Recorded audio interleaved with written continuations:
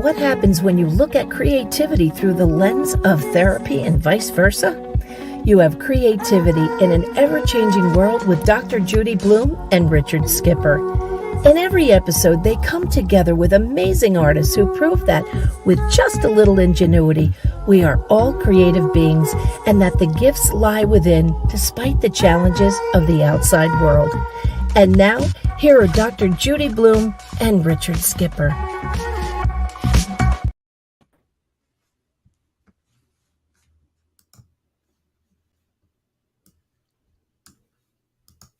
Almost. Here we are. Happy Thursday, Judi. How are you?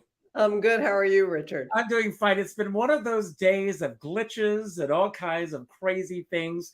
I know that Mercury is no longer in retrograde, but we are in the shadow. Sherry Callahan is watching. She's our resident astrologer, and she will tell us we are in the shadow of Mercury retrograde. So that's where we are right now. So who or what are you celebrating today? Well, it's National Popcorn Day, so I've got my popcorn ready for later. I love the fact that it's Skinny Girl Popcorn. Skinny Girl Popcorn, right? We will have our popcorn tonight. Are you watching anything? Or are you binge watching anything that you highly recommend? We've been binge watching lately. Three Pines, which I like quite a lot. I like mysteries. I do too. Mystery fan. Have you seen Glass Onion? Yeah. I saw Glass Onion, exactly. I'm reading, a Michael Connelly book right now, Trunk Music. So I like those kind of books. Those are fun. Well, I've been watching a real life mystery, but it's not really a mystery. I've been watching the Netflix series on Madoff. Yeah, we started that one also, right? I have several friends who were unfortunately victims of Madoff, and they are now, so they're having all kinds of issues with that. But I hope that everyone can hear me. I see a private message from Tony, who's waiting in the wings, that he can't hear me. But obviously, Judi, you can hear me. And Sherry Callahan can hear me. So I don't know what's happening, Tony, but hopefully when I bring you on, you'll be able to hear me. That's my hope. But anyway, today we're going to be talking about a very interesting subject. And I wanted to talk about this based on our two guests today. First of all, a guest that you know very well, Thomas Quinn.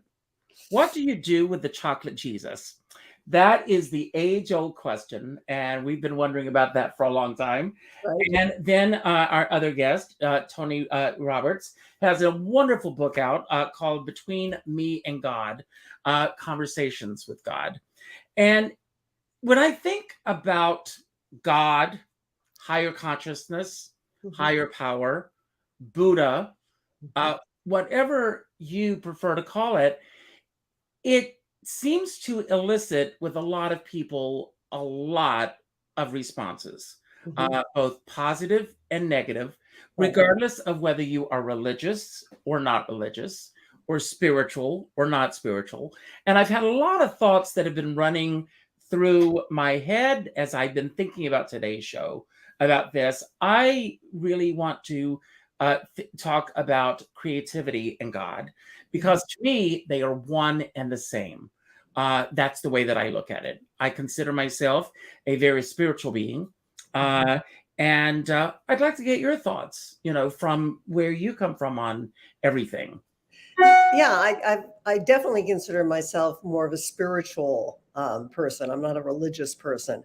I was brought up, but my parents were different religions. So I was, and as my mother said, they argued about lots of things religion was never one of them. You know? And they felt that the only fair thing was to expose me to as many different religious ideals and beliefs and texts as humanly possible so that I could make my own mind up.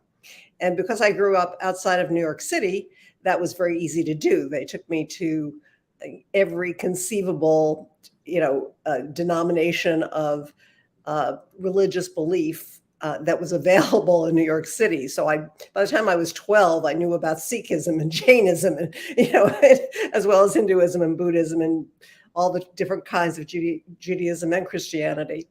And I'd go and I'd get into arguments with whoever was the spiritual leader, because I'd say, yeah, but so-and-so told me this, right? How does that fit in with what you're talking about now?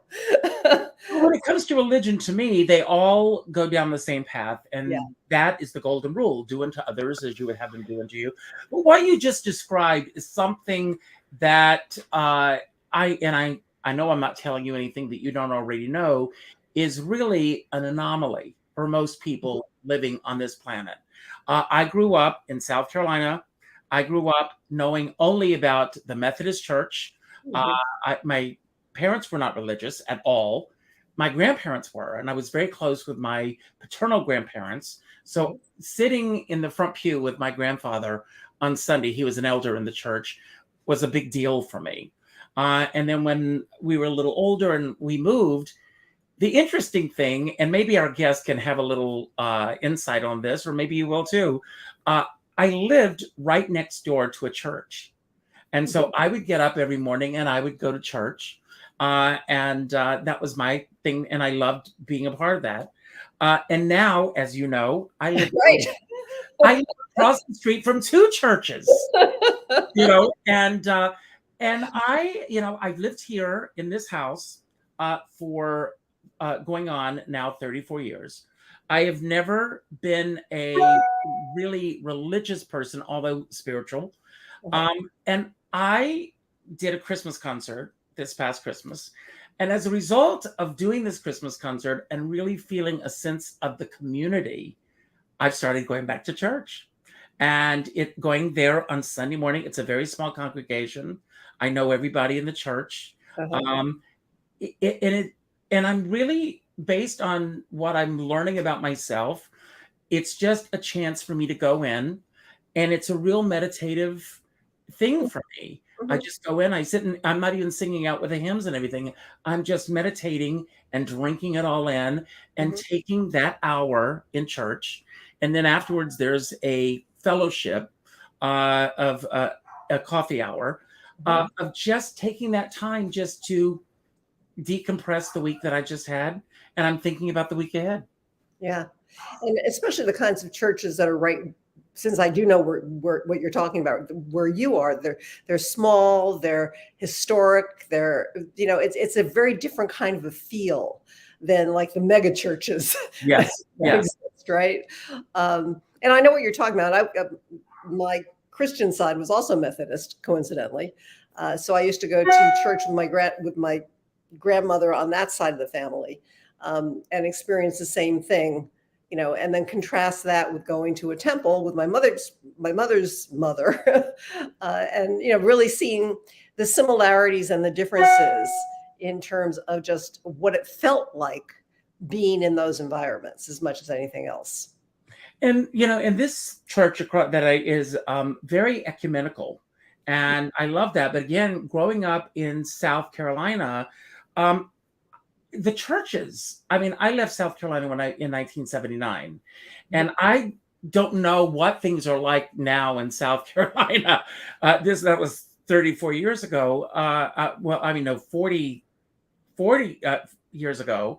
But when I left South Carolina, our churches were still segregated. And so the first time that I walked into a church that was so integrated in New York City, that was at 18 years of age. That was the first time that I ever experienced that. Wow. Isn't that amazing? How just historically, how far we've come in really a very short period of time. We have a lot more to go, but we certainly have.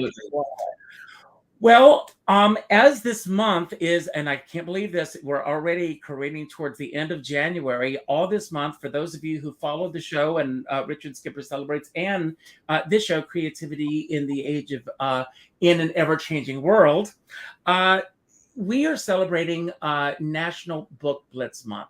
Our encouragement, Judi already mentioned that she's reading a mystery.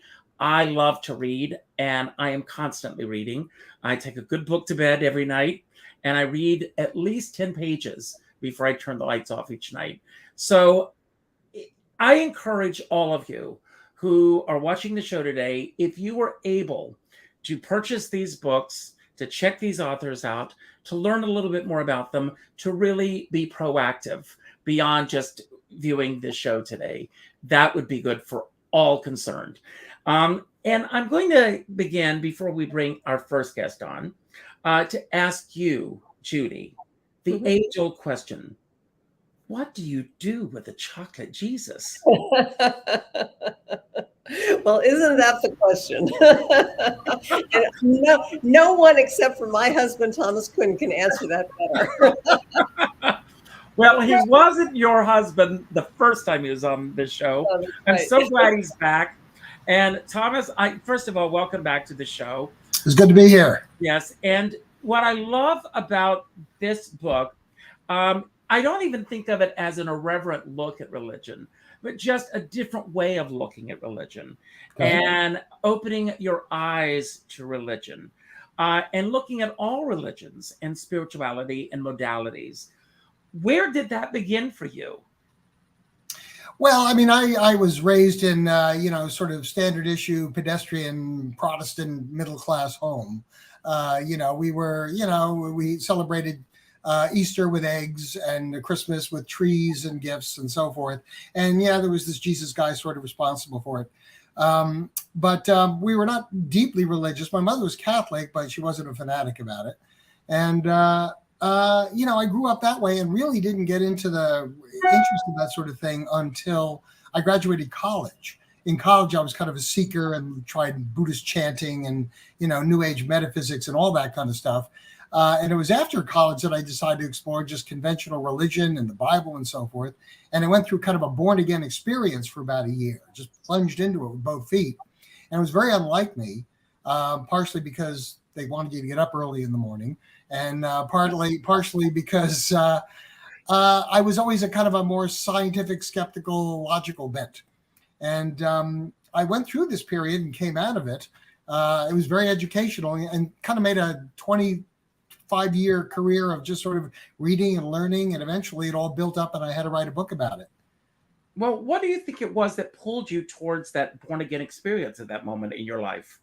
Well, I was young. I was right out of college. I was in San Francisco. I had just moved there from the Midwest. And so it was just like a universe of difference. Mm-hmm. And I was basically by myself. I didn't have much money. I was living in the Tenderloin. And so, you sort of start just exploring where you are and who you are at that point. You're not yet fully formed. And I always like to ask a lot of the big questions, and thought that, if I'm going to, pursue all this New Age stuff and all these other things I had pursued, there's this big conventional thing out there that everybody talks about. What about that? Because I didn't really get a lot of that growing up. I had maybe a year of Sunday school when I was in 8th grade, but that was it. And it didn't really take, because by the time they sent me to Sunday school, I was 12 years old. And they started talking about Noah and Moses and parting the Red Sea and all that. And I thought, well, but you're talking like this, like it really happened, And to me, Hollywood. Huh? It does in Hollywood. It does indeed. But, it just, to me, it always just seemed like more like Aesop's fables. They were good moral tales that taught you how to behave and not cheat on your math tests and whatever. And, I just, pursued that, but then got more and more serious with it as the years went by and became more and more fascinated with the history. I've always been a history buff. And so I became fascinated with the fact that what we often heard on television and giving lip service from the pulpit is often very different from what's actually in scripture. And normally I wouldn't care, except that when people start passing laws to enforce this concept of what is right and wrong, it's time to take a close look at this concept of right and wrong. Where were you getting your stuff from, and just how credible is it? And so I decided to take a look at that with the book. And being from Jersey and being a wise ass, I had to do it as a Jersey wise ass, which was just being honest. I'm not a particularly spiritual person. I'm one of the few people who actually says that. When I think of the word spiritual, I kind of take it literally. If you mean, do I reflect on things? Do I think about the great imponderables and my mortality and morality? Sure, I do that a lot. I probably do that more than most people because I write a lot about these things. But when I think of spiritual, I think of disembodied entities, ghosts, demons, gods, real things that are out there, that don't have bodies. I don't buy into that. And so that's the part of it. The philosophy part and the history part are fascinating. The metaphysical and sort of fantasy part of it, I find entertaining at best. Well, I want to go back to something that you just said, talking about religion. And this is one of the things that Tony mentions in his book that I want to talk about in a few moments. There are some people who have never even cracked open the Bible, who are the most pious, religious people on the planet. And then there are people who can go around spouting religious Bible verses who are some of the nastiest, meanest people on the planet. We've all encountered those people. Sure. But it's not only the fact that sometimes people come along and they want to take their religious beliefs and impose them on the rest of the world. But as you're going through this transformation yourself, whether it be becoming a Buddhist and chanting, or going through the born again experience, or whatever that is, when you're going through this on your own path, whether it be a religious path or a spiritual path, the way that people respond to you is very different as well. So as you were going through your born again experience, how were people around you who have known you your entire lives responding to that experience that you're going through? Well, in a way, that was part of the reason why I was able to do the born again thing. I was in San Francisco where there was no family, no friends, no anybody that I knew. So there were not the traditional boundaries that defined me. As we all know, San Francisco is a place where a lot of people go to break free of the bounds that their hometown put on them. Mm-hmm. And so that was the place. And, I didn't do it in the usual way they did it for San Francisco in the late 70s. But, I had my own way, my own path. And by the way, I'm not anti-religious in the sense that I never try to talk somebody out of their religious beliefs. If they work for you, if they make you feel comfortable, statistics show religious people live longer and they're happier. God knows why, but they are. And God knows why. And heaven knows. But yes. They, so I never try to talk them out of it. Where they cross the line is where you want to replace fact with fiction, or want to impose law where there ought to be just good suggestions. And, that's where I draw the line. But up until then, if it works for you, I'm fine. To me, religious diversity, and I don't mean just within the Christian faith, but, Amish and Mennonites and Buddhists and Hindus and the varieties of all those religions, and religions that don't even, make it on the charts. To me, it's fascinating. They make life and certainly television much more fascinating. And, I've made shows about that. I'm a writer-producer for documentaries on Discovery Channel and those guys. And so we did a few shows about that, learned a lot that way as well. And so to me, it's all fascinating the way people pursue these spiritual questions or these great unanswered questions. And if it works for you, if it's your way of understanding the universe or framing things, that's perfectly fine. I stick with it. Stick with your guns. There's so few things in this world that work. If it works for you, go for it.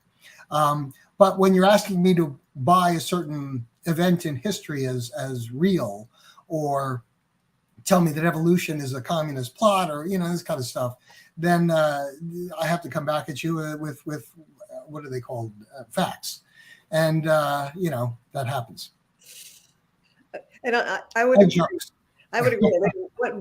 What riles me is when people have that sort of holier than thou attitude, right? Yeah, well, it's literally holier than thou, isn't it? Literally holier than thou. Exactly. And that's kind of part of the trick. Yeah, Richard, you were saying before about how you know people who are so pious and yet they seem the least Christian people you've ever met. Mm-hmm.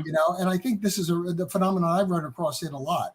where the people who are supposed to be the most devout are in fact the least Christ-like, people that I run into. And I think what happens an awful lot is people who they have their ideas, their beliefs, their standards or whatever, and they want to root it in their religion and their faith. And so they adopt whatever vision of God happens to suit them. They're not conforming to God's eternal truth. They found a God that fits all of their truths, and that way, when they believe in something, it's not just their opinion, it's God Almighty's opinion. And so therefore you can't disagree with me because it's not just me, it's the creator of the universe. Now, personally, if I thought the creator of the universe really had my back, I would not get nearly so upset as these people do. Because, if some guy like me, if they want to criticize my book, who are you compared to the, God of the universe? Mm-hmm. Don't sweat it. And so why do you have to pass laws and enforce things on people when the creator of the entire universe has got it handled? I don't believe they really believe that. I don't believe they're very secure in their faith. I think they're just having a bunch of balled up, old-fashioned, futsy-dutsy attitudes, and they want to say, well, Jesus said so. And half the time Jesus never said so, but they don't bother looking that up, or they just use it to justify what they believe. Well, I will say this, and then we're going to bring our next guest on. As someone who is, I will consider myself spiritual, and perhaps there are the ghosts and all those. Okay. But what's that behind you? No, nothing. Probably Carol Channing. She follows me around. But the thing is that I absolutely, anyone who knows me, I'm a cockeyed optimist. I am hopeful. I try to look at the good in everybody that I meet. I try to be as positive as I can be in terms of the way that I live my day-to-day livings. And I think that what you were describing, Thomas, is a lot of those people live in constant fear. Yeah. And if you live in fear, it's the fear of something bad is constantly going to happen. I remember, I want to bring our next guest on because I don't want to keep him waiting in. There's so much that I can talk about on this subject, and he is waiting here. I am so happy to see your face, Tony. Welcome to the show. And your book, of course, is Between Me and God. The work that you're doing with your theater company is phenomenal. I want to begin by asking you, and this book is so powerful. Hold up his book. I haven't seen it. It's called Between Me and God. I will actually bring this up on screen. Oh, so okay, great. There you go. My personal conversations with God. It's one thing to have personal conversations with God, Tony. It's a completely different thing to put it on paper for the world to hear those conversations. Why did you make that decision to share your personal conversations with God with the rest of the world? And welcome to the show. Thank you. Well, my reason for this was that I feel so many people are in fear of being exposed. So many times, if you look at that cover, it's like a mask. Many of us put a mask on and we're afraid to be who we really are. We'll act one way in front of everybody else, but behind closed doors, we act another way. So one of the things I wanted to do was say, okay, I'm going to expose myself. I'm going to put myself out there. No strings where I'm holding anything back. I'm going to curse. I'm going to keep it real so everybody can see that you can be who you are and still have a relationship with God. You don't have to hide. You don't have to go by what society say, and that's what I feel a lot of people do. So that was my role, putting it on paper. Are all these conversations that you had with God? I mean, is everything in this book things that actually happened in your life? From first page to the last, everything. Crazy, right? Crazy is not the word. As I'm reading this book, I'm thinking, number one, am I reading fiction? Am I reading the reality? I mean, you have been accused of murder. You have been accused of crimes. You have been so many things, and your faith has gotten you through these things. You have held steadfast. You have questioned your faith. You have questioned why God has put you in certain situations. When I was reading about your childhood and you could have gone in a completely different direction, Tony. Yes. And God bless the fact that you didn't. Right. But just an amazing story. This would make an incredible movie. Yeah, that's what I hear. That's, you see my shirt, chosen. Yes. Chosen. And again, you know, to be falsely accused of a crime you know you didn't do. But see, I have a saying, sometimes God has to take the wheel because we sometimes can destruct and destroy ourselves. So sitting in that cell, and the first thing I do, like most of us, Ma, I didn't do this. And her response was, give it to God. And I say, hell with God. And I slam the phone on my mother. And I'm sitting there and days are going by and I'm like, these people are going to convict me for a crime I know nothing about. God comes to the cell, get your stuff. Where am I going? Home. They made a mistake. It wasn't you. But the unfortunate thing, Tony, is that there are so many people that are sitting in cells right now, convicted of crimes that they did not commit. And I'm just asking this as a hypothetical question.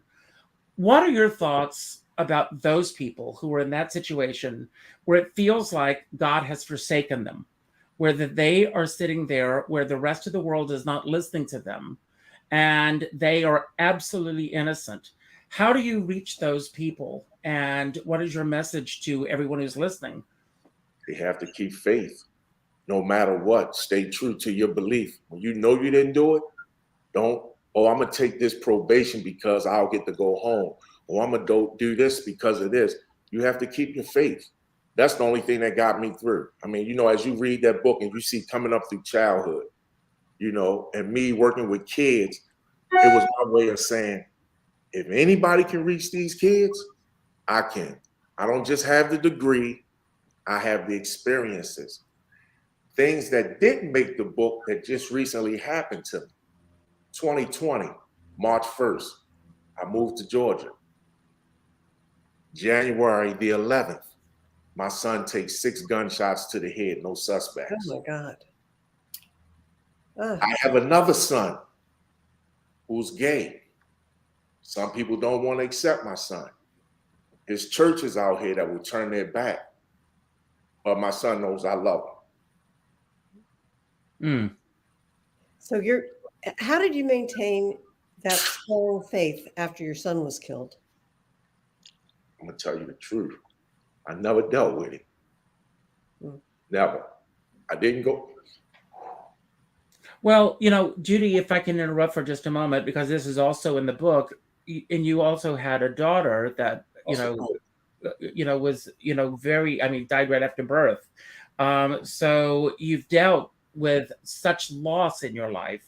But and I want you to get back to Judy's question, but you also have stepped outside of your own body to put your focus, and that's the word of the day, everyone, your focus on other kids and keeping them on the right path. Just like yourself, Richard, I love what you're doing. You're giving a platform to people that don't get it. People won't acknowledge you. And sometimes we take it like, well, wow. And what I'm doing, does it even matter? The people that do the most work never get the recognition. You'll see some people get thousands and millions of dollars and do nothing. People like yourself who putting in that groundwork sometimes don't get recognized. So for me, I like to talk to the students and share my story. Like when I read up on Dr. Bloom and I saw mental health, I said, interesting. The question I keep asking is, why is mental health not a part of the school curriculums? I would agree. Why is parenting not a mandatory course? Guess what? When you read my book and you see what I dealt with from elementary school, middle school, if I had some type of curriculum to teach me how to deal with it, I could process it more. We would have less suicides, less kids feeling alone. But for some reason, right. And I've been in education for a long time, I just wonder why we never put mental health as a curriculum. I couldn't agree more. And, especially since COVID, there's been a lot more attention paid to the anxiety and depression among especially teenagers, and how many fall through the cracks and wind up committing suicide or acting out in dangerous ways because of that, because they're not getting recognized and they're not getting the help that they need. And yet, budgets keep getting cut back and cut back and cut back.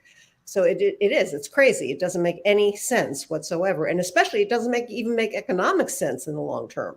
So it is crazy. I do want you, though, to address the question, because I think it's an important one, about how you have been able to maintain your faith. Here's crazy. What's happened? So when my son was murdered, I was ridiculed. His mother just died 7 months prior. She had lupus. She leaves my son all of this. He gets murdered. I couldn't go to the funeral to see him in the casket. My brothers were all there, my mother, other family members. I just couldn't pull myself to do it. Right. And the question I keep asking is this. I look in the mirror every day. Mm-hmm. I have friends of mine. Won't you go see a therapist? I can afford it, so that's the question. Why won't I see a therapist? Mm-hmm. You see what I'm saying? So technically, right, it's like I'm not really dealing with it. It's like I'm masking it. That's why when you look at that cover, it's masked. I come out, I smile. My students, hey, Mr. Rock, we all been there. We put the smile on. Most people don't know what you're dealing with. For instance, my son and I have never had a conversation about his sexual preference. Mm-hmm. I don't know why, because my mother's brother, my mother's sister, it's the norm. Mm-hmm. You have kids who feel so pressured, I gotta live up to my father's. Can you imagine how many students I've come across in high school from other nationality, come to school in a dress, go in the bathroom, put the baseball cap on and change their clothes. And I'm like, wow. And then they talk. Again, it goes back to these kids have no outlet. Unless you have as they say, IEP or something like that. But right. So many kids that's dealing with trauma, and we looking at murders. Baltimore City has 300 plus murders a year. A 7-year-old kid just got shot in his head, murdered. Since I've been here since March of 2020, 3 of my male students have been gunned down. Wow. And then on the flip side of this, a 6-year-old kid walking into a classroom and shooting a teacher. And guess what? Here's my question I asked everybody. Where did the gun come from? How is this 6-year-old able to know how to use it, hide it? And what do we do with teachers? Underpaid teachers, underpaid police, and we take funding away from the arts. Yes, thank you. Thank you for saying. We have all these experts who know everything. I have a question for you, Judi. I think that, in our culture, and this will probably sound redundant, but I think there's still a stigma, a big stigma about mental illness, and people do not want to address it head on. Practically every other commercial on TV is a pharmaceutical ad about dealing with some form of mental illness, that a medication is going to take care of that. Right. And yet the root is not being addressed. I'd like your thoughts on that. Well, yeah, and medication alone is not sufficient. And all the studies have shown that medication can definitely help with certain kinds of disorders, depending on the disorder. Now, it doesn't help everything. But depending on the disorder, sometimes medication is very helpful, but it's not in a vacuum. You have to combine that with therapy. Psychiatrists don't do therapy. Psychiatrists today, they can't afford to, literally. I mean, in terms of what their patient loads are like. So psychiatrists have become psychopharmacologists, really, and we do the therapy. And that's really important. I work with a lot of psychiatrists, and it's really important to have that when you are faced with any kind of mental disorder, to really understand that there's no magic pill. By the same token, not everybody needs medication. Most of the people I work with aren't on medication at all because they really don't need to be. Because if you work with a good therapist, you can get to the roots of the problems and really take a good look at what's going on inside of yourself and what your belief system is like and how that influences how you feel as well as your behaviors, and begin to make the changes that you need to make in your own life, which is under your control, and that isn't medication dependent. So I think that that's a really important message that people need to hear. Well, I don't know if the rest of you are picking up on this, of what's going on here in New York, but almost every single day, and this has been going on for months, actually, 2 to 3 buses arrive every night at midnight, and they are packed with migrants that are getting off these buses, and they have nowhere to go. Right. And most, you see these families, these are people, whether you want to call them immigrants, migrants, aliens, whatever you want, they are people, and there are children. Right. They are children that are going to be brought up in a city that is saying, we don't want you. And they are hearing this on a daily basis. We don't want you. We don't want you. We don't want you.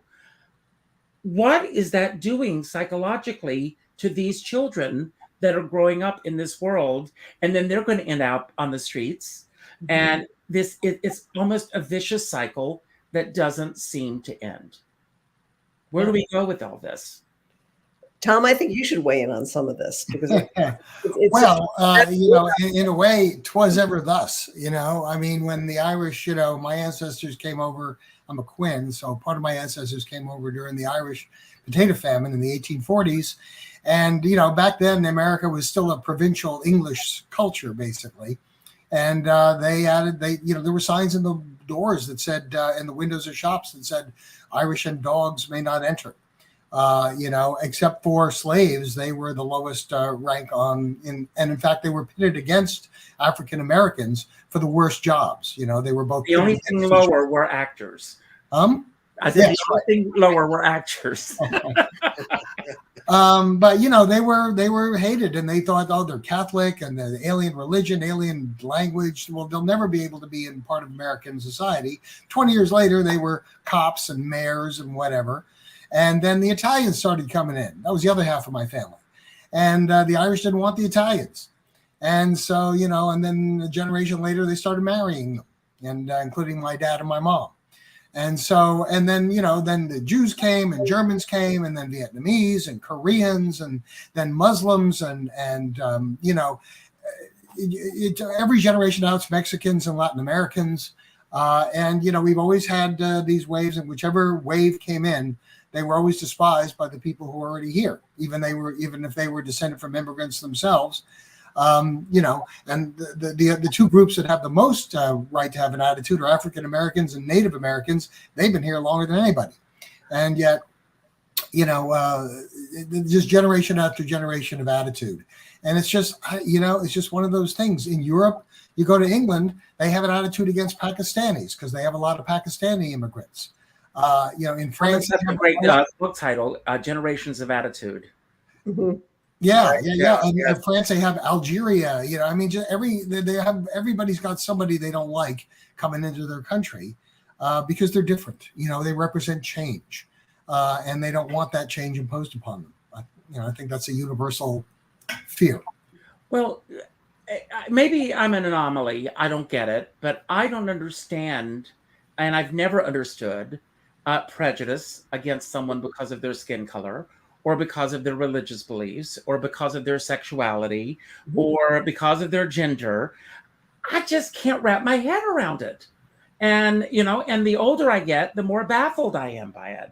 And I see it happening all around me, but I just cannot wrap my brain around it. I think people, it's kind of a law of nature almost that, creatures like creatures that are most like themselves. You see a flock of birds, they're all the same kind of bird, right? They're not 50 different kinds of birds. Herds of elephants, zebras, whatever. And I think humans are the same way on an even more refined scale. People of a certain income level tend to congregate together. People of certain skin color tend to congregate, certain language, certain religious belief, certain country of origin, whatever. And they just tend to, concentrate. And then, people get more and more different as you get more away from them. And we have these different centers of comfort. And then because they don't know about the next group, there's conflict and there's disagreement often where there doesn't have to be. Well, the more diverse it is, the more I like it. Tony, I want to talk a little bit about your theater company. And how did the theater company get started? And how have you been able to maintain this and keep it going in the midst of everything that's been going on in your life? So here's what's crazy. So when I got released on that murder charge, I got casted in the HBO show The Wire as an extra. I go to David Simon and say, hey, Mr. Simon, no disrespect to your writers. I would love to write for your show. He said, have you ever written before? I said, no. He starts laughing at me. So I go to Morgan State University and I meet this woman who's an equity director on Broadway, rest her soul, who before she died, she got her doctorate, Dr. Shirley Bassfield Dunlap. My first day meeting her, she says, what are you doing for your senior project? I said, I'm a writing director. She says, what makes you think you can do it? I throw Tyler Perry name at her. Big mistake. She said, you compare your work to that? But at the time, I didn't know about Tennessee Williams, August Wilson, until, and then I said, I'm gonna write this play, Voices, where it's gonna be about these kids with voices. After the play, 2 weeks after the play, Diamond Williams gets murdered. 16-year-old student, 19-year-old kid slices her throat, blows his own brains out. Theater Space Lives was formed. I went to every school trying to get help. Nobody. And I said, I don't need no money. I just want to give back. You won't believe who gave me my start. The people that they despise the most in the inner city, the Baltimore City Police Department. Had a sit down with me. Hey, tell us what you got going on. They would get vans and bring 6 schools into one school. I started teaching kids playwriting. Say, hey, what y'all want to talk about? They say, let's talk about homelessness. Everybody, I need you to come in with 1 page of something you've written. And then we put all that together, boom, we got a play. And that's how that came about. I've never received any funding. I've done everything as a volunteer. Never charged. Reached out to the mayor of Atlanta. Like I said, I've been here 2 years. I said, hey, there's been like 4 kids just got murdered in Atlanta. I'm talking about Atlantic Station, upscale.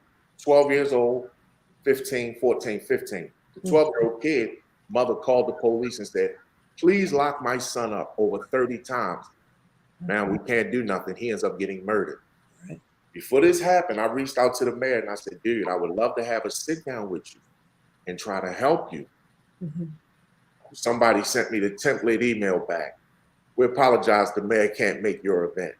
Right. So, like I said, what I've been doing is I send stuff out to schools or any community and say, hey, look, I get it, money tight. But when I was doing radio, Les Brown, motivational speaker, said this to me. You know what your problem is, young man? You give it away. When you give it away, they don't respect you. And at first I didn't understand. I understand now.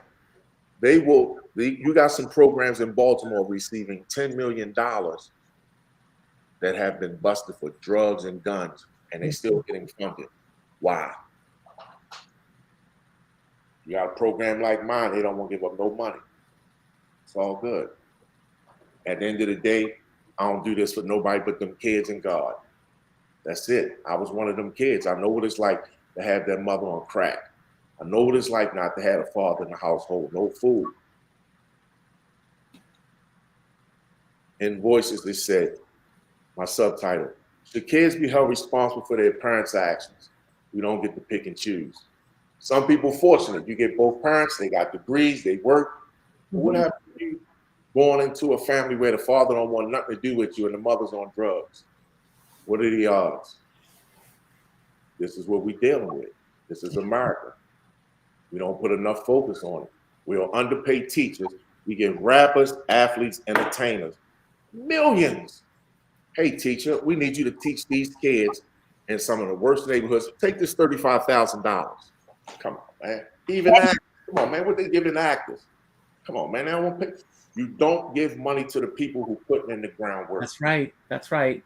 And right now, our nurses are on strike in New York. They are overworked. They are underpaid, and they've got 67 patients a day that they cannot take care of in the manner that they should be taken care of. And they was giving PPP money to all these organizations. I used to ask the nurses, have they given y'all a stipend like $5,000 or $10,000 just for putting in this work, dealing with all of this pandemic? No. What? Yeah, I know. Crazy. No, and that's why they're striking too, is because they can't give the care. It's not because they just want more money. It's because they can't give the care that they know they professionally are supposed to give. And they know that they can. Yeah, it is literally unethical for them to keep doing what they're doing because they can't give sufficient level of care. And the first rule of medicine is do no harm, right? The system's threadbare. And then there's so much red tape involved. The people that need the help, the people that should be getting the help. I had a guest on my show a few months ago, and she works with in the foster care system. And she said, I don't care how you sugarcoat it. Foster kids are orphans. We don't use that word anymore, but they're still orphans. And to get them the supplies they need, the help they need, it's virtually impossible to do so because of the red tape involved. Well, and then they throw these foster kids out into society with, it's like, okay, you turn 19, now you're not in the foster care system anymore. Good luck. Right? I mean, really, with no skills, no family. I think that's something basically lacking in our overall education system. You were talking about it before. I always thought that, even as a kid, when I was in school, I thought that they never teach us basic life skills stuff. They kind of go down that path a little bit when they teach things like wood shop or home economics. They kind of, give you a little bit of that. But, they need to teach you like how to balance a checkbook, how to take out a mortgage, how to apply, how to apply for college, how to get a car loan, just basic stuff that, I don't know how, when you're a kid, you have no idea how to do it. I give you one better. 2 years ago, I'm working at a high school in Baltimore. Do you know they took cursive writing out the school system and kids know how to sign the back of a check? We had Bank of America come in because we had a program where kids was working, getting paid. They didn't know how to sign the checks. There's no more cursive writing. Everything is printed. How do you sign something if you don't know cursive writing? Just print? You put an X? Well, I'll tell you something. When I was in the 3rd grade, I had my teacher hit me over to the knuckles because I was practicing cursive writing. And she said I was getting ahead of the other kids in class. Oh, my God. Yes. So there's a school in China, in South Carolina. No, so and I never forgot that. But most kids don't know this. I had a doctor on a couple of weeks ago, and the fact that kids are in front of their computer screens, they don't know how to research anymore because of Google. They don't know how to read a map anymore. Maps are obsolete. There's so many things that we take for granted in our culture. Those who know me, I've taken a sabbatical from Facebook because I'm not even going there, anymore. It's just because I don't want to be part of that herd mentality anymore. And I think it's taking us down a very dangerous path that we are all going through, not just children, adults, everyone, and it's having a psychological impact on our culture. You go back to these kids that are killing each other. The reason they're killing each other, guns are a point of resolution now. It's not going out and sitting and having a conversation to try to figure out your differences. It's picking up a gun and shooting someone. Well, I don't know that kids ever sat down and hashed out the differences, but they used to get in like good old fashioned fist fight if things got worse to worse. And, it's like, okay, you get a bloody nose or something like that. But the problem with the pervasiveness of guns is that it just lowers the threshold of anger somebody has to achieve to kill somebody.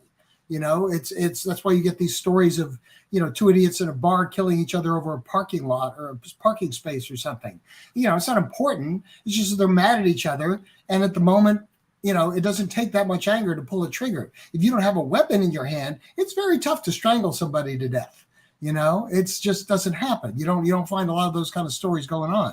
And it's just because it's so easy and so distant, it removes you from the violence of what you're doing to some extent. And that's the problem with the pervasiveness of guns. I have a question for you, Dr. Bloom. Mm-hmm. I was at a symposium with it was a generations of 60s, 70s, 80s, 90s, and the 2000s. And they asked us all the same question. I just saw where the kid from Alabama, basketball star, shot and killed the young lady for not talking to him. The question I ask is, do you feel that the brains are not developed at that age to be able to know how to de-escalate a situation or even handle a situation? Because, at my age, it's going to be different. I'm trying to avoid any type of confrontation whatsoever. But at a younger generation age, do you think that has something to do with it? Well, absolutely. Our brains are not fully developed. And we also don't teach resolution skills. Again, another thing we need to teach in schools, I just want to mention that, fighting and weapons is nothing new, in history. It's certainly in, West Side Story even, right? Whatever, right. Or look at Shakespeare, right? But Judi, but don't you feel that the accessibility of them is different? I think the accessibility is a huge problem. Absolutely a huge problem. And, again, look at things like what happened, what Tony referenced earlier, the 6-year-old. How did a 6-year-old not only get a hold of a gun, but know how to use a gun, know to keep the gun hidden because knew that there was some reason that it wasn't okay to have this gun, right? Who are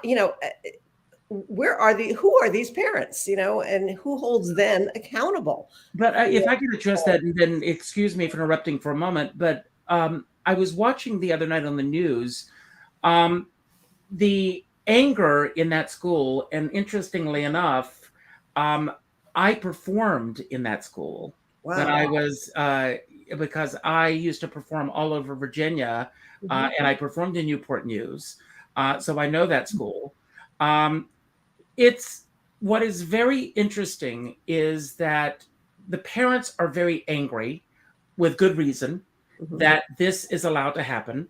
From what I heard on the news the other night, this is the 4th shooting in that school district in the last year and a half.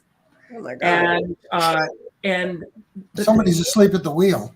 Someone's asleep at the wheel, but I don't think it's so much that they're asleep at the wheel is that they have not been trained in how to deal with it. And rather than having this vitriol and this anger and everyone coming at each other, why not bring someone like Dr. Judi Bloom into the school to talk to the parents and the kids about how to address this? Why aren't therapists coming into the classrooms and sitting down and talking to these kids the way that we are talking right now? Why isn't that happening? Absolutely. And why does it take a shooting to make anything happen, right? These are things that need to be addressed ahead of time. That goes back to, what we were saying, that the mental health, they don't even have nurses on campuses anymore. I mean, it's crazy. It's crazy what the schools have been decimated. And, Tony, it's looked at as a luxury, I think. Yeah, it's exactly not as a necessity. And it's absolutely a necessity, but they keep cutting and cutting and cutting. They cut out, gym time, which is important for kids, right? They, I mean, again, they just keep cutting and cutting and cutting. And that teacher making $35,000 a year has to also go buy her own supplies for the classroom because they don't have enough supplies. It's crazy. It's really crazy. Well, I want to go back to something that Tony said earlier. I mean, it's very, very important what people, I mean, those of you who are watching that are in the arts, and we all know this, when you are in community theater, you learn very early on that it's not just about being in the spotlight. It's about a sense of community. It's working together for a collective goal that you're all working opening night and everyone coming together. And the kids that are pulling the curtains, that are taking the tickets, that are at the box office are just as important as the kid that's standing center stage. And that is taught in community theater and in theaters all across the country. And yet you are absolutely right. The funding is the first thing to go. Tony, I've got another question that I want to ask you, and then we're going to wrap everything up in a moment. With this book, are you able to convey these messages with your students? Yes. And what kind of response do you get from most of your students as a collective? I have some students who come like, Mr. Roberts, can I see you during lunch? And we'll say, like I had one student, his mom was a crack addict. And he was African American, being raised by a white woman. Mother had nothing to do with him. And when I shared with him that my mother was on crack, and this kid had this bond because he was like, he can relate. So this kid would go through these spurts of just acting out. So sharing my story, it has so many kids that'll come and open up. They might not open up in front of the other students, but they will come and open up. And one of the things I feel we drop the ball in the school system is enacting. I'll never forget my freshman year. I was in William Shakespeare's Merchant of Venice. Dr. Bellak said, Tubal, what did you eat for breakfast? And I'm thinking, oh, I was on the wire. I'm good. And I'm like, they don't talk about no breakfast in the script. But as an actor, you must know the backstory or create a backstory. The more we know about these kids, the better we can treat them and deal with them. But guess what? In the school system, there's the hippo act and this act. If you're not somebody like a Dr. Judi or somebody, you'll be a teacher like me confronting a student one day, say, where's your hall pass? He cusses me out. I didn't know this kid respects no men because he witnessed his father shoot his mother in the head. Yeah. Had I known that, I would have said to a female teacher, can you address him? But we hide everything. Everything is not open to teachers. So this is where them struggles come in at again. So I've got a question for both you, Tony, and then Thomas, and then we're going to wrap things up. When you write a book, you put your heart and soul into it, and then you send it out into the world. Ultimately, what is your hope and your goal that you hope that people will get from reading your book? For me, I want students to understand that you can change. You don't have to be your circumstances of your upbringing. I want students to know you can write a book. You can share your story. You can get paid residuals. I want students to know you can be whatever you want to be. I have a book that's coming out, Pause, Process, and Proceed, that deals with life skills, where it's different monologues. And at the end of every skit, there's 5 or 6 questions where they ask kids, how would you handle this? And it's collected for us like the whole class. So everything I write is for to save the lives of these kids. Like I tell people, I'm a college graduate. I'm part of the fraternity of parents who's lost a child to violence. See, some people don't know what that's like to lose a child. Like I tell them, if somebody kills your child, the child is supposed to bury us. You know, but when you deal with those things, you don't want that to weigh on another parent. So my goal in writing is to put my experiences on paper and hope that it reaches as many kids as possible. Tony, God bless you. And when your book comes out, come back on the show, please. I think I have talked about this on the show before. I don't know if I have or not. I lost my sister-in-law to a murder-suicide. So our family has been affected very strongly by this as well. And the person who did it was on heavy medication when he took her life. So God bless you and the work that you're doing. Don't go anywhere for a moment. Thomas, I want to hear from you as well. With your book, what is your ultimate goal that you hope that people will take from reading your book? I would hope they would take the idea that nobody has a monopoly on sacred truth. That there's a lot of different ideas out there about the great questions that, as mere humans, we all ask, and we have to face in our lives, and things that get us through. We've heard a lot of that tonight. And to realize there's no one way, that nobody knows it all, and to be able to separate the positive aspects of any religion or discipline or philosophy from the mythological parts or the mere belief parts or the parts that are untrue. To be able to separate fact and fiction, I think if you stick with the facts, you can have plenty of faith, and that can get you through. And it's because it's based on fact, it's real. It's not based on a delusion. Well, thank you both for being here. I think this is probably one of our most fascinating discussions. Wouldn't you agree, Judi, that we've had on this show? I had no idea what direction this show was going to take. I'm hearing from the comments over here that it's touched a lot of people. So thank you all for being here. But I'm going to give both of you a chance to have your final word today. It could be about anything that we talked about that you want to build upon, anything that we didn't talk about that you wish we had, or just any final message that you want to leave everyone with today. I will give my final word, then I'll turn it over to you, Tony, then Thomas, and then Judi. But basically, what I want to say is, as I do each day, I pull a word that I focus on each day. And the word I pulled today was focus. And we need to focus not only on what's going on out there, but what's going on in here.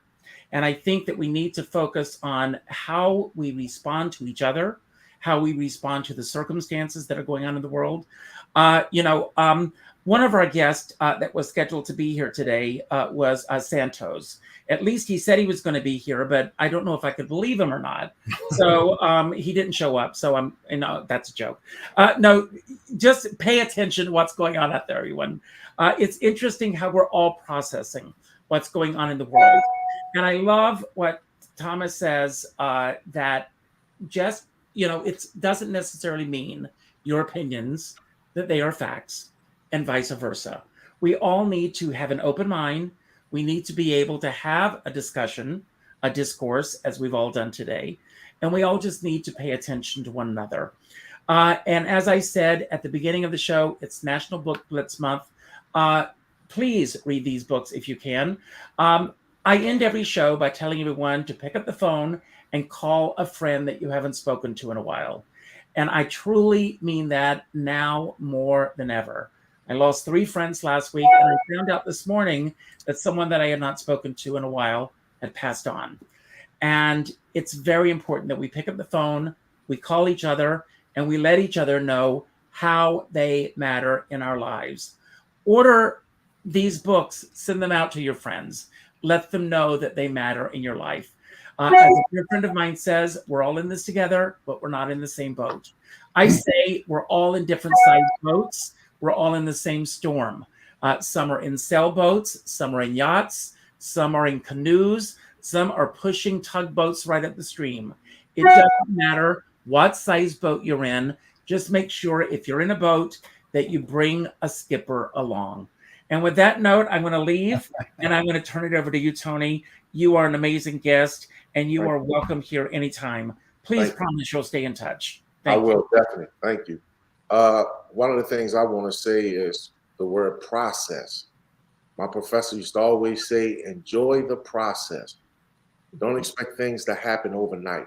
We got to keep the faith and just keep pushing and trying to help as many people as we can and continue to show love. Dr. Bloom, You are very much needed in these schools. I don't know how we're gonna get you in there, but we need you in national. I'm ready. Yeah, national. Because again, these kids, that 6-year-old will not be the last. Right. They need Unfortunately, help. I know. Yeah. Unfortunately, he will not be the last. So Yeah. we definitely, definitely. Well, So Tony, just let me know how I can help. I'm there. thank you. Well, I guess it's my turn, and I guess I would say that the watchword that I think we need to pay more attention to these days is tolerance. The idea that, and this is true with our political atmosphere, with our social divides, with our religious conflicts and so forth, is tolerance. Tolerance doesn't mean we live in a utopia where everybody loves each other and agrees with each other. Tolerance means living in a civil and respectful way with people you don't necessarily like, or who have ideas that you don't necessarily like. But you allow for the diversity, you allow for the difference, you hash out your problems and differences as neighbors or through democratic government or whatever it is.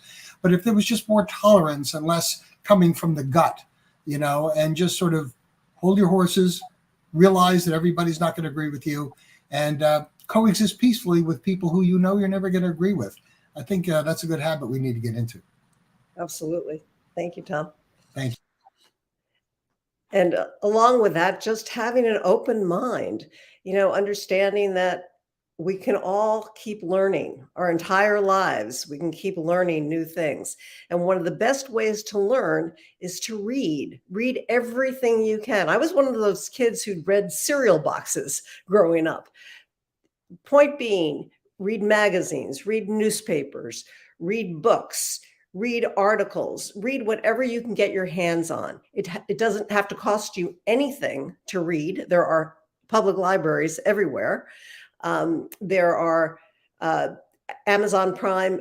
If you subscribe to that, they have monthly free books available for Kindles and whatnot.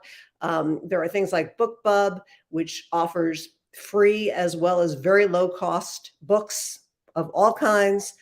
Chirp, if you want to just listen to books, there are things like Chirp where you can, again, listen to a book for $2, $5. It will broaden your mind. So instead of just watching television, not that I have anything against television or films, but instead of just spending all of your time watching, try reading. It will make you a far more interesting person to yourself as well as to everyone else. Thanks for being with us. We'll see you soon.